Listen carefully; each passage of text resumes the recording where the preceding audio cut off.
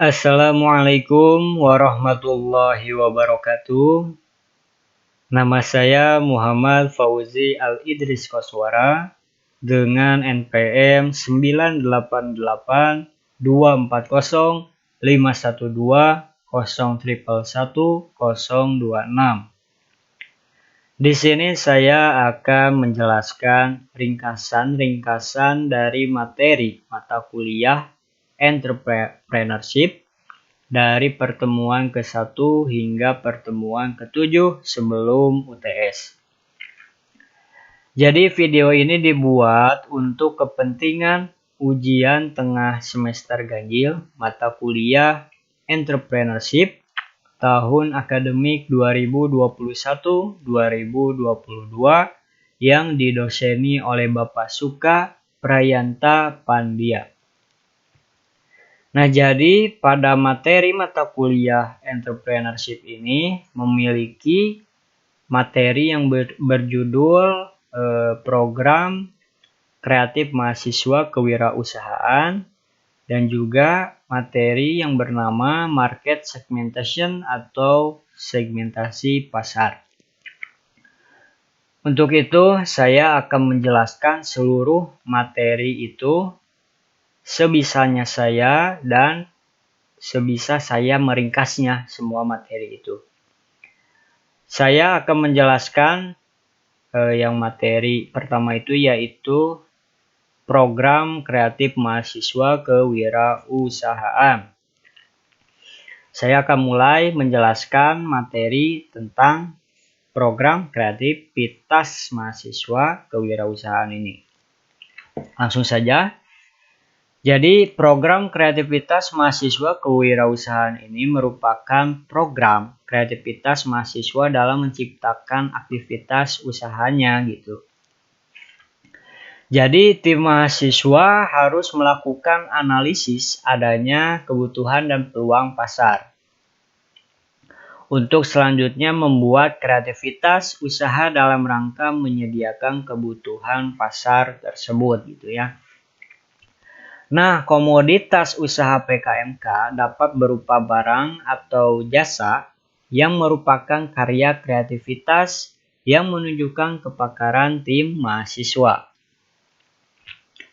Komoditas usaha ini selanjutnya merupakan salah satu modal dasar mahasiswa dalam berwirausaha dan memasuki pasar. Nah, jadi komoditas tim program kreativitas mahasiswa kewirausahaan hendaknya tidak menjadi kompetitor produk sejenis gitu, yang merupakan penghasilan masyarakat. Jadi pelaku utama dalam berwirausaha ini adalah tim mahasiswa. Selain dari tim mahasiswa itu tidak diperbolehkan. Karena sudah jelas judulnya itu program kreativitas mahasiswa kewirausahaan gitu ya. Jadi PKMK ini atau program kreativitas mahasiswa kewirausahaan ini tidak semata-mata berorientasi pada laba atau bisa juga disebut profit gitu ya. Akan tetapi lebih mengutamakan pada kreativitas produk dan aktivitas usahanya gitu. Jadi dinilai dari mahasiswa ini segimana kreativitasnya dari suatu produk itu dan bagaimana aktivitas usahanya gitu. Serajin apa gitu. Kemudian untuk tujuan diadakannya program kreativitas mahasiswa kewirausahaan ini yaitu memotivasi dan membuka peluang bagi mahasiswa untuk menghasilkan karya yang kreatif, inovatif sebagai bekal berwirausaha sebelum atau setelah menyelesaikan studi. Jadi PKMK ini atau program kreativitas mahasiswa kewirausahaan ini diharapkan dapat menjadi cikal bakal kemunculan produk usaha di Indonesia sebagai karya mandiri bangsa gitu. Kemudian untuk ruang lingkupnya, program kreativitas mahasiswa kewirausahaan ini yaitu menciptakan kreativitas usaha yang dijalankan oleh tim mahasiswa dengan kreativitas produk berupa barang ataupun jasa gitu ya. Nah, jadi pada dasarnya program kreativitas mahasiswa kewirausahaan ini lebih mengutamakan solusi tantangan intelektual yang mendasari lahirnya komoditas usaha baru dan unik gitu. Jadi komoditas usaha yang diciptakan harus merupakan jelmaan penguasaan iptek oleh tim mahasiswa. Program kreativitas mahasiswa kewirausahaan pada masa pandemi ini akan dilaksanakannya melalui konsep blended. Apa itu blended? Jadi blended itu kombinasi 3 unsur penting gitu ya. Yaitu yang pertama virtual digital, yang kedua offline, dan yang ketiga online. Nah, dengan diadakannya 3 itu tetap memperhatikan protokol kesehatan gitu. Jadi unsur-unsur tersebut dapat digunakan secara kombinasi maupun tunggal dalam pelaksanaan aktivitas usaha. Yang ketiga unsur tadi, yang pertama itu virtual digital. Saya akan jelaskan satu persatu ya. Untuk virtual digital, jadi memiliki dua arti, virtual dan digital. Untuk virtual lebih berarti yaitu sesuatu yang dijelaskan gitu dan tampil atau hadir dengan menggunakan perangkat lunak komputer. Ya, misalkan tidak asing lagi ya, yaitu internet gitu. Jadi virtual ini tidak benar-benar nyata atau maya karena hadir menggunakan komputer atau gadget dan internet. Jadi secara keseluruhan program kreativitas mahasiswa kewirausahaan secara virtual mengandung arti komunikasi antar tim ataupun dengan dosen dilakukan dengan bantuan perangkat lunak. Itu yang dimaksud dengan virtualnya ya, belum dengan digitalnya. Nah, sekarang digital. Digital ini identik dengan internet ya, sudah jelas digital. Pasti sudah tidak asing lagi dengan istilah internetnya gitu. Jadi program kreativitas mahasiswa kewirausahaan berbasis digital ini mengupayakan penggunaan internet, perangkat seluler, kemudian media sosial, mesin pencarian, dan lain sebagainya dalam semisalnya pengonsepan dan proses pembuatan produk usahanya gitu. Jadi itulah yang disebut dengan virtual serta digitalnya. Kemudian untuk selanjutnya ada tahapan offline ya. Nah, untuk tahapan offline sendiri atau luar jaringan mempunyai arti juga, yaitu pelaksanaan program kreativitas mahasiswa kewirausahaan yang dilakukan secara langsung. Jadi terjadi pertemuan gitu dan saling berinteraksi langsung dalam pengerjaan program kreativitas mahasiswa kewirausahaan. Namun tanpa kontak fisik dan tetap dengan memperhatikan protokol kesehatan secara ketat. Ya karena dikarenakan kondisi yang sedang tidak baik-baik saja gitu ya. Kemudian untuk tahapan yang ketiga itu online. Online atau bisa disebut juga istilahnya itu daring ya, dalam jaringan gitu. Nah, jadi online ini mempunyai arti program kreativitas mahasiswa kewirausahaan yang dilaksanakan berbasis pada jaringan internet ya. Contohnya itu proses pemasaran produk berbasis online atau menggunakan jaringan sistem komunikasi seperti internet. Nah, jadi itulah ketiga tahapannya gitu ya. Untuk selanjutnya, adapun dalam luaran kegiatan program kreativitas mahasiswa kewirausahaan ini. Apa itu luaran kegiatan dari program kreativitas mahasiswa kewirausahaan ini? Yaitu aktivitas usaha dalam bentuk aktivitas wirausaha yang dijalankan tim mahasiswa. Gitu ya. Sekali lagi, aktivitas usaha dalam bentuk aktivitas wirausaha yang dijalankan tim mahasiswa. Gitu. Itu yang disebut dengan luaran kegiatan dari program kreativitas mahasiswa kewirausahaan. Nah, ada beberapa luaran dari kegiatan program kreativitas mahasiswa kewirausahaan ini, yaitu ada 4 kalau tidak salah. Yang pertama, itu laporan kemajuan, kemudian yang kedua, laporan akhir, dan yang ketiga itu produk wirausahanya. Dan yang terakhir yang keempat yaitu artikel ilmiah. Nah, untuk artikel ilmiah itu ditulis mengikuti format program kreativitas mahasiswa kewirausahaan seperti yang tercantum dalam pedoman yang sudah tertera pada PKM AI 2021. Jadi luaran artikel ilmiah hanya diwajibkan bagi tim PKM program kreatif mahasiswa kewirausahaan yang lolos PIMNAS-nya ya.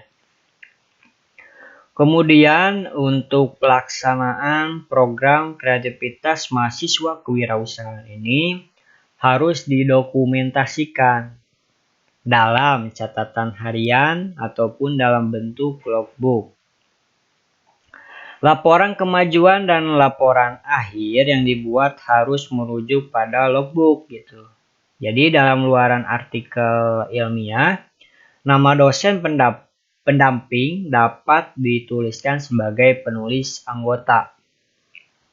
Bagi tim yang sudah mempublikasikan artikelnya, maka tidak lagi diwajibkan menulis artikel ilmiah. Jadi cukup melakukan relayouting gitu artikel dan mengirimkan atau mengunggah artikel ilmiah tersebut ke Simbermawa. Untuk selanjutnya, untuk dalam program kreativitas mahasiswa kewirausahaan ini ada kriteria persyaratan atau tata cara pengusulannya gitu. Nah, jadi peserta program kreativitas mahasiswa kewirausahaan ini adalah kelompok mahasiswa aktif program pendidikan S1 atau Sarjana 1 yang terdaftar di PD Dikti. Jadi mahasiswa yang sudah menyandang gelar sarjana dan sedang mengikuti pendidikan profesi dan koas gitu ya. Farmasi, kedokteran hewan, kedokteran gigi, kedokteran apapun itu tidak diperbolehkan mengusulkan proposal program kreativitas mahasiswa kewirausahaan. Nah, untuk kriteria dan persyaratannya itu yang pertama, kelompok pengusul berjumlah 3 atau sampai dengan 5 mahasiswa. Terdiri dari 1 orang ketua dari kelompok tersebut dan 2 sampai 4 anggota. Gitu ya, 2 sampai 4 orang anggotanya gitu. Kemudian nama-nama pengusul, ketua dan anggota harus ditulis lengkap dan tidak boleh disingkat. Misalkan nama ketuanya, nama lengkapnya ya Muhammad Fauzi Al-Idris Koswara, maka harus ditulis juga seperti itu, tidak boleh disingkat. Misalkan M titik Fauzi A titik K, nah, itu kan disingkat, tidak boleh. Jadi harus nama kepanjangannya atau nama lengkapnya gitu. Sama juga dengan nama anggotanya. Kemudian selanjutnya tidak terikat bidang ilmu gitu ya. Namun bidang kegiatan disarankan sesuai dengan bidang ilmu ketua kelompok gitu atau tim. Dengan anggota dianjurkan berasal dari lintas bidang. Jadi dianjurkannya lintas bidang gitu ya. Misalkan ada yang dari SI bergabung dengan IF gitu ya, informatika dengan sistem informasi, misalkan seperti itu.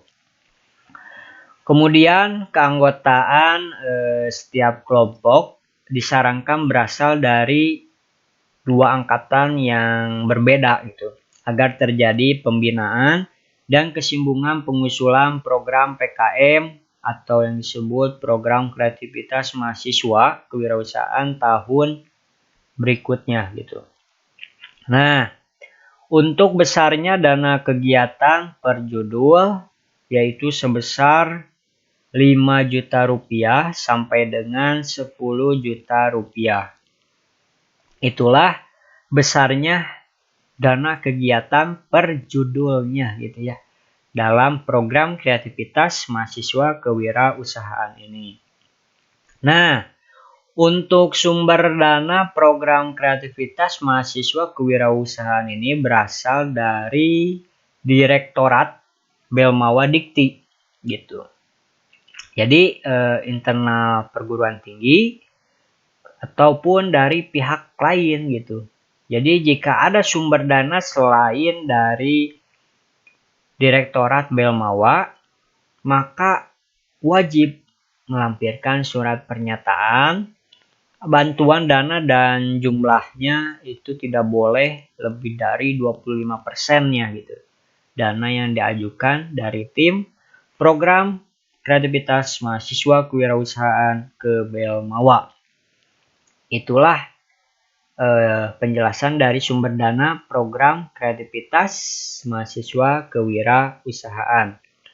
Nah, untuk proses seleksi proposal dilakukan secara daring ya, online gitu. Nah, untuk proses penyeleksiannya itu dalam 2 tahap. Yang pertama, penilaian yang menekankan pada kepatuhan, kesesuaian penulisan dan administrasi yang diisyaratkan pada pedoman. Kemudian untuk yang kedua, penilaian yang menekankan pada kreativitas, kualitas, dan validitas isi program kreativitas mahasiswa kewirausahaan. Itulah proses untuk seleksi proposalnya gitu ya, dilakukan secara daring atau offline gitu ya. Nah, untuk sistematika proposal kegiatan sendiri itu judul program kreativitas mahasiswa kewirausahaannya itu kalau tidak salah tidak boleh menggunakan akronim ataupun singkatan yang tidak baku dan hanya diperbolehkan maksimal 20 kata gitu. Untuk proposal yang disusun terdiri dari yang pertama, isian kelengkapan. Tuh ya. Atau juga disebut dengan sampul dan pengesahan. Yang dientrikan secara langsung pada simbol mawa dan proses pengesahan dilakukan dengan validasi oleh dosen pendamping dan pimpinan perguruan tinggi bidang kemahasiswaan. Isian kelengkapan sampul meliputi judul program kreativitas mahasiswa kewirausahaan, kemudian jenis program kreativitas mahasiswa kewirausahaan, nama dan nomor induk tim mahasiswa, kemudian asal perguruan tinggi pengusul dan tahun usulan. Itu untuk isian kelengkapannya gitu. Kemudian yang kedua itu isi utama proposal yang dikemas dalam bentuk berkas file PDF ya. Jadi isi utama proposal ini terdiri dari daftar isi, halaman inti, dan lampiran.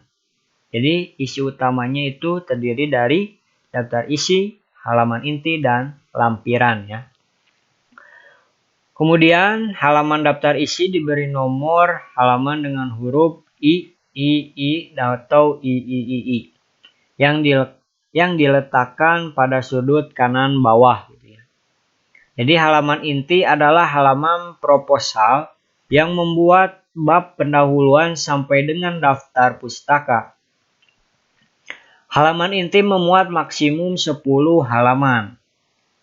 Halaman inti dan lampiran diberi nomor halaman dengan angka Arab dan juga yang diletakkan pada sudut kanan atas gitu.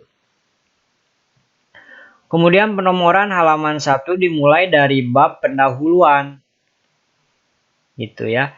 Berkas file isi utama proposal diunggah ke simbol mawa dengan penamaan file, nama ketua, nama PT-nya ya. Kemudian program kewirausahaan mahasiswa, program kreativitas mahasiswa kewirausahaan. Nantinya untuk .pdf-nya lupa. Nantinya untuk divalidasi oleh dosen pendamping dan disahkan oleh pimpinan perguruan tinggi bidang kemahasiswaan. Nah, untuk isi utama dari proposal itu ditulis dengan tipe huruf menggunakan Times New Roman ukuran 12. Yang kedua, teks menggunakan jarak baris 1,15 spasi dan perataan teks menggunakan rata kiri dan rata kanan. Dan yang ketiga, layout menggunakan ukuran kertas A4, 1 kolom, margin kiri 4 cm, margin kanan, atas, dan bawah masing-masing 3 cm. Jadi, untuk margin kiri 4 cm, sedangkan untuk margin kanan, atas, dan bawah masing-masing 3. 4, 3, 3, 3 gitu ya mungkin ya. Nah, untuk format penulisan isi utama proposal mengikuti sistematika. Yang pertama, daftar isi gitu. Jadi yang pertama penulisannya itu ya harus dituliskan itu daftar isi gitu. Kemudian ada bab 1 pendahuluan. Maksudnya uraian latar belakang atau alasan yang mendasari disusunnya proposal dari program kreativitas mahasiswa kewirausahaan ini. Jadi apakah komoditas produk program kreativitas mahasiswa kewirausahaan ini berdasar atas hasil riset pasar atau inisiatif sendiri untuk membuka pangsa pasar. Ungkapkan pula jenis dan spesifikasi teknisi komoditas yang akan menjadi modal berwirausaha dengan memaparkan perbedaan dan keunggulan produk program kreativitas mahasiswa kewirausahaan dibanding dengan produk-produk sejenis yang sudah ada. Jadi calon konsumen ini perlu untuk diungkapkan keberadaan dan sebarannya gitu ya. Selanjutnya setelah bab 1 yang tadi itu pendahuluan sebelumnya daftar isi, lanjut ke bab 2 gitu. Ada gambaran umum rencana usahanya.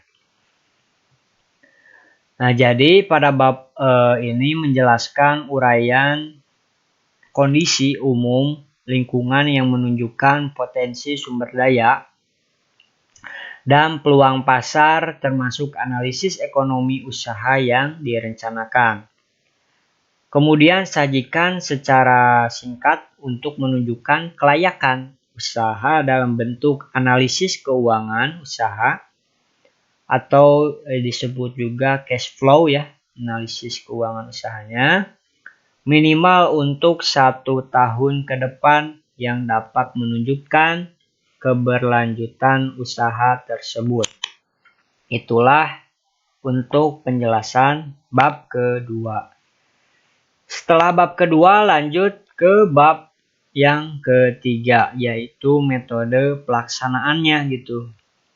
Nah, untuk metode pelaksanaannya sendiri menyajikan uraian tentang teknik atau cara membuat produk komoditas usahanya, mengemas dan memasarkannya sekaligus tahapan pekerjaan dalam pencapaian tujuan program kreativitas mahasiswa kewirausahaan ini. Pada tahapan pekerjaannya, uraikan aktivitas-aktivitas yang dilakukan dan alat atau bahan yang digunakan. Jadi aktivitas pelaksanaan harus mematuhi juga gitu protokol COVID-19 yang sudah dianjurkan dari pemerintah gitu ya. Jangan mengabaikannya gitu. Walaupun sekarang udah agak ya tidak ini gitu ya. Tapi tetap waspada gitu ya. Setelah dari bab 3 lanjut ke bab 4. Nah, di bab 4 ini berjudul biaya dan jadwal kegiatannya. Nah, untuk di bab 4 ini yang pertama gitu ya. Ada anggaran biaya. Jadi rekomendasi besarnya pengalokasian dan penggunaan dana program kreativitas mahasiswa kewirausahaan adalah antara 5 juta sampai dengan 10 juta dengan komposisi minimum 80% untuk operasional dan maksimum 20% untuk administrasinya. Khusus untuk biaya perjalanan, program kreativitas mahasiswa kewirausahaan hendaknya dilakukan seefisien dan seminimal mungkin dan hanya diperkenankan untuk dalam kota mengingat pelaksanaannya masih dalam masa pandemi COVID-19 ini ya. Kemudian, jenis pengeluaran dan pengalokasian dana program kreativitas mahasiswa kewirausahaan ini terdiri atas 4 jenis pengeluaran gitu. Nah, untuk jenis pengeluarannya itu apa saja? Yang pertama ada perlengkapan yang diperlukan, biayanya itu berapa kira-kira gitu ya. Yang kedua bahan habis pakai, sama biayanya juga berapa ya. Yang ketiga transport lokal, dan yang keempat lain-lainnya. Sebutkan saja apa yang dibutuhkan dan berapa total biaya yang dibutuhkan gitu ya. Itulah. Nah, untuk memperhatikan proses pengelolaan program kreativitas mahasiswa kewirausahaan, program kreativitas mahasiswa kewirausahaan berbasis daring, item biaya yang tidak diperkenankan diusulkan yaitu pertama, honorarium untuk tim dosen, pendamping atau pihak ketiga. Yang kedua, konsumsi untuk tim dosen, pendamping atau pihak ketiga. Yang ketiga, pembelian atau penyewaan perangkat berupa komputer, PC, laptop, printer, ponsel, kamera, sewa laboratorium, handycam, peralatan laboratorium lainnya. Kemudian yang keempat, penyusunan, penggandaan, dan penjilidan, laporan kemajuan, laporan akhir.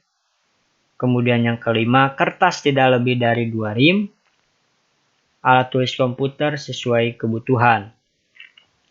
Nah, untuk yang keenam, perjalanan seminar luar kota.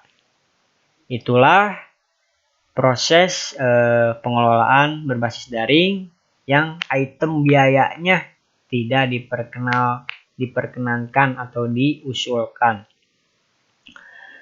Untuk jadwal kegiatan, nah itu untuk biaya ya, anggaran biaya yang pertama. Yang keduanya itu jadwal kegiatannya. Nah, jadwal kegiatan ini disesuaikan dengan tahap kegiatan dan dibatasi selama 3 bulan sampai 4 bulan. Jadwal disusun dalam bentuk bar chart untuk rencana kegiatan yang diajukan, serta sesuai dengan format pada lampiran yang tersedia dalam buku pedoman program kreativitas mahasiswa kewirausahaan. Setelah tadi adanya bab 4 biaya dan jadwal kegiatan, selanjutnya itu daftar pustaka.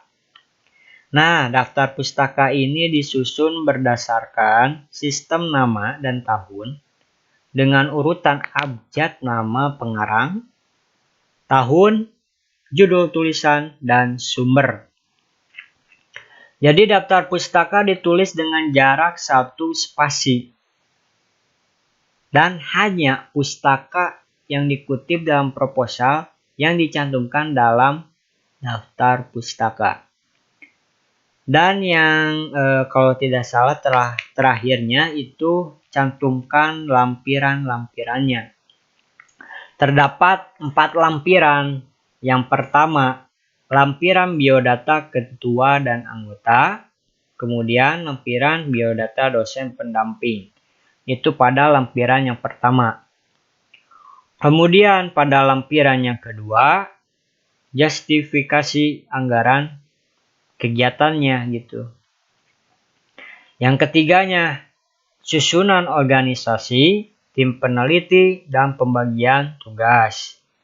Nah, untuk yang keempat, lampiran yang terakhir itu, surat pernyataan ketua pelaksananya. Nah, itulah sederet dari pengajuan proposal gitu ya.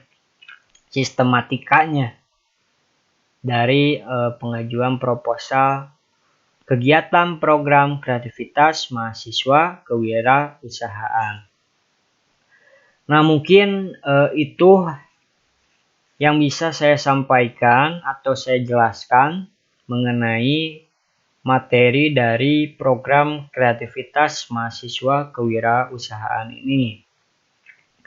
Untuk selanjutnya saya akan menjelaskan ya tentang materi market segmentation atau bisa disebut juga dengan segmentasi pasar. Nah, jadi saya akan jelaskan seringkas mungkin ya.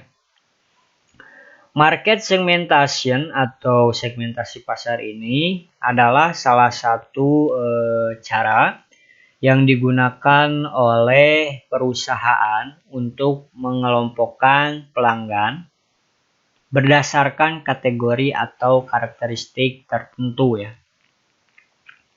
Jadi tujuan dari diadakannya segmentasi pasar ini agar perusahaan dapat mengenal lebih jauh mengenai pelanggannya gitu.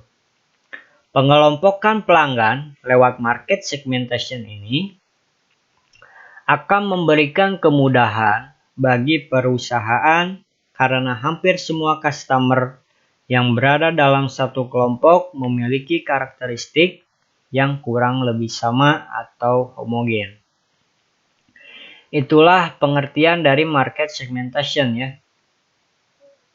Jadi sangat penting gitu segmentation pasar ini untuk perusahaan gitu. Nah, di dalam segmentation pasar ini terdapat tahapan-tahapan yang harus dilewati dalam membuat segmentation pasar ini gitu ya. Nah, untuk yang pertama, tahapan ini terdapat 4 tahapan.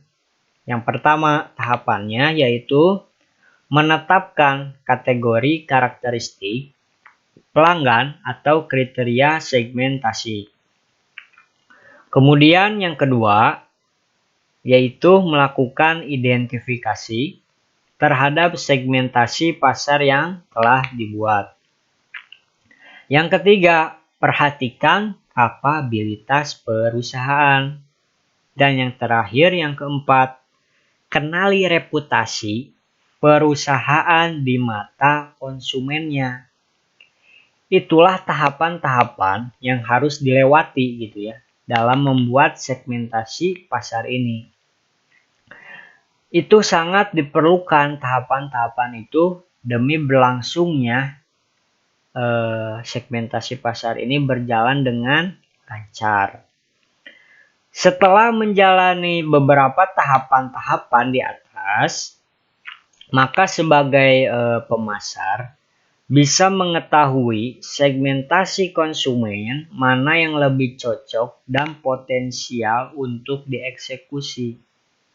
Jadi ketika kita setelah menjalani beberapa tahapan-tahapan di atas, maka ya sebagai pemasar akan mengetahuinya gitu segmentasi konsumen mana yang lebih cocok gitu dan potensialnya untuk dieksekusi.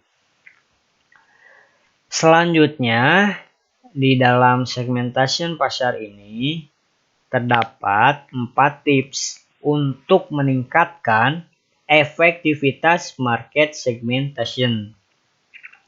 Yang pertama, mencoba memilih segmen yang berbeda. Yang kedua, fokus pada faktor yang benar ya. Kemudian yang ketiga, mengingat tujuan awal sebuah segmentasi pasar dilakukan. Yang keempat, segmentasi tidak hanya berakhir di bagian marketing. Jadi ketika berbicara mengenai sebuah market segmentation, semua bagian dalam sebuah organisasi atau perusahaan harus memiliki bahasa yang sama, sehingga mampu mengidentifikasi perkembangan dari rencana bisnis itu sendiri gitu ya. Kemudian ada satu hal yang bisa dikatakan istilahnya itu haram gitu ya. Satu hal yang haram dilakukan dalam bisnis adalah terlalu terlena untuk mengejar pasar yang terlalu besar gitu ya, hingga tidak mampu mengidentifikasi mana pelanggan potensial dari produk yang ditawarkan. Jadi segmentasi pasar akan memberikan sebuah keuntungan kompetitif karena perusahaan mampu mengidentifikasi bagaimana pasar tersebut bekerja, serta bagaimana membagi pelanggan ke dalam kategorinya masing-masing gitu ya. Itu satu hal yang haram dilakukan.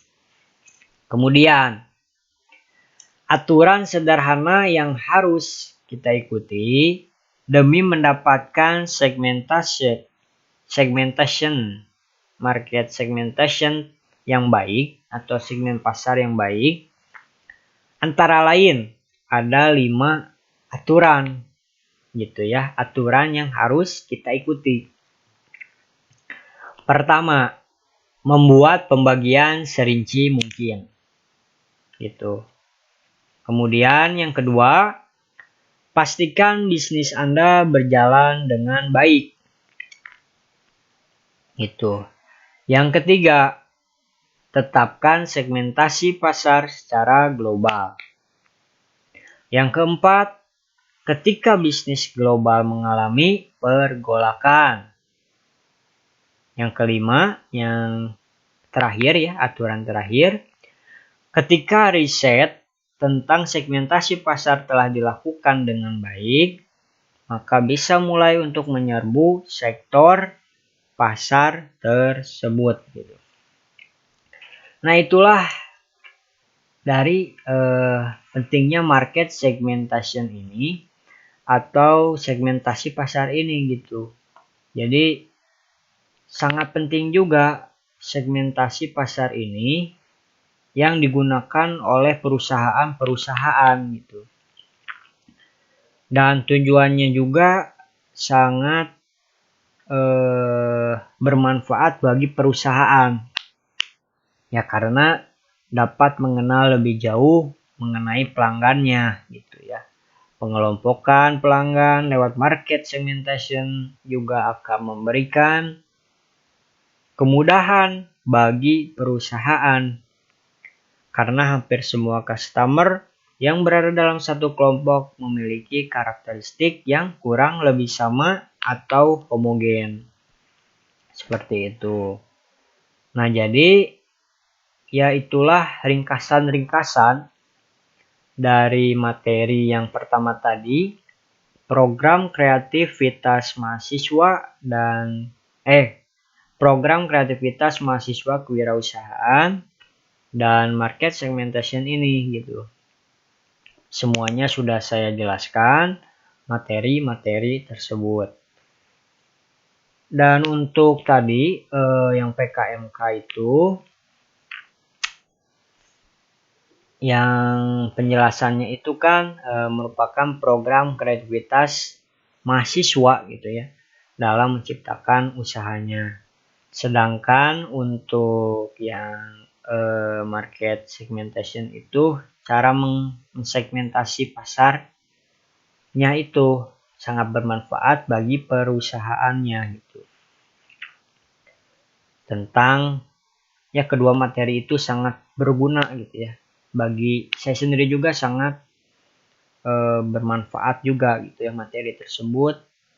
Bukan bagi saya saja tapi semua orang juga pasti bisa menjalaninya dari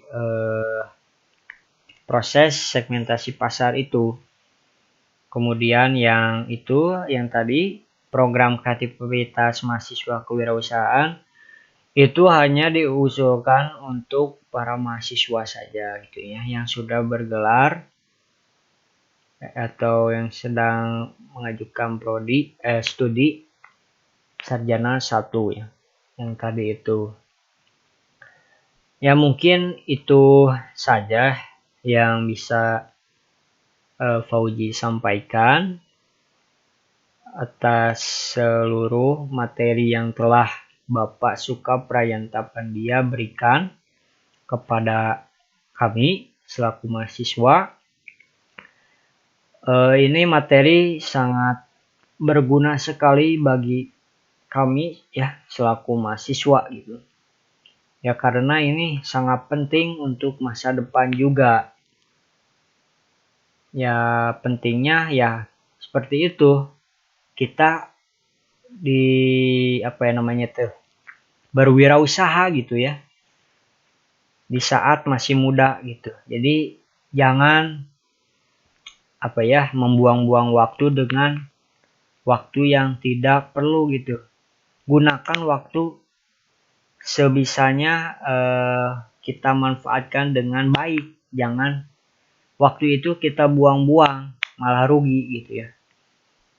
Jadi materi-materi atau dari mata kuliah entrepreneurship ini sangat bagus ya pendapat saya, mengajak mahasiswa menjadi lebih baik mandiri untuk melakukan berwirausaha ini gitu ya. Jadi sudah diajarkan dalam materi program kreativitas mahasiswa kewirausahaan ini. Dan juga market segmentation tadi itu juga sangat berguna juga ya, apalagi untuk perusahaan. Itu sangat berguna sekali mensegmentasi pasar itu.